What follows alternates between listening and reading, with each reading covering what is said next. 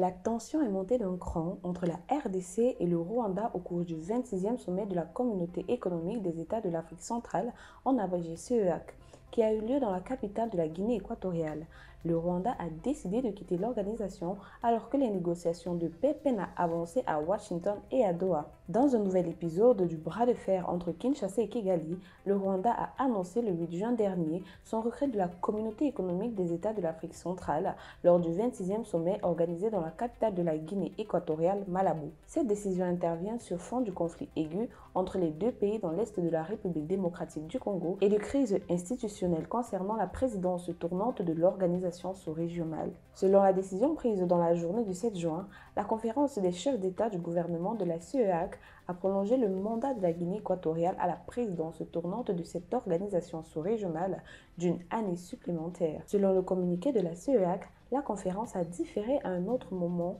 le passage de la présidence en exercice tournante de la communauté à la République du Rwanda et a par conséquent décidé de maintenir son Excellence Obiangema Bassongo comme présidence en exercice de la communauté pour une durée supplémentaire d'une année. Réagissant au départ du Rwanda de la Communauté économique des États de l'Afrique centrale, le porte-parole du gouvernement congolais, Patrick Muyaya Katembwe, a estimé que la décision est cohérente vis-à-vis des textes qui régissent l'organisation de la CEAC, notamment en matière d'inviolabilité des frontières des pays membres, ajoutant que Kigali a excellé dans la violation de l'intégrité territoriale de la RDC, rapporte le site Radio Okapi, et que cet exemple devrait inspirer d'autres institutions régionales. Pour rappel, la RDC accuse le Rwanda de soutenir les rebelles de l'AFC M23 qui mènent un conflit armé toujours en cours et qui ont pris plusieurs villes majeures de l'est de la RDC et notamment la ville de Goma dans la province du Nord Kivu. De son côté, l'AFP a rapporté, citant un commissaire congolais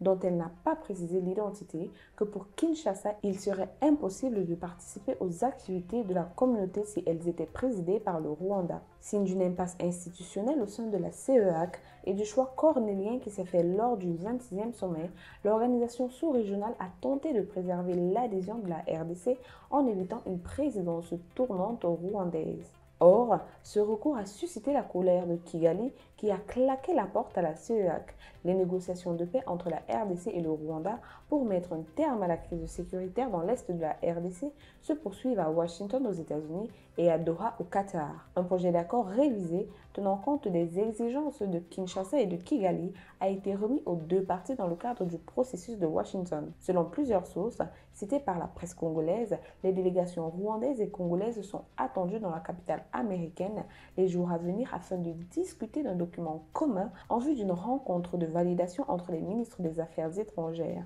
En cas d'une issue positive de ces deux étapes, la signature d'un accord de paix pourrait alors être envisagée entre les présidents congolais Félix Tshisekedi et rwandais Paul Kagame. Du côté du Qatar, le gouvernement congolais et l'AFC M23 discutent sous médiation qatari à Doha sans réaliser d'avancées notables après 32 jours de discussion dans le cadre du second tour de négociation avec le départ de la délégation rebelle la semaine dernière qui a regagné Goma. Citant des sources proches du dossier, le site d'information Média Congo a cependant indiqué une prochaine reprise des pourparlers afin d'aborder probablement les causes profondes du conflit et d'examiner la proposition remise par la médiation qatari. Dans une autre réaction face au départ du Rwanda et de la CEAC, le gouvernement congolais a accusé Kigali d'aggraver la situation régionale, se retirer d'un traité ou bloquer un processus dès qu'une exigence de redevabilité est évoquée constitue une menace directe au multilatéralisme et à la stabilité régionale, selon Kinshasa.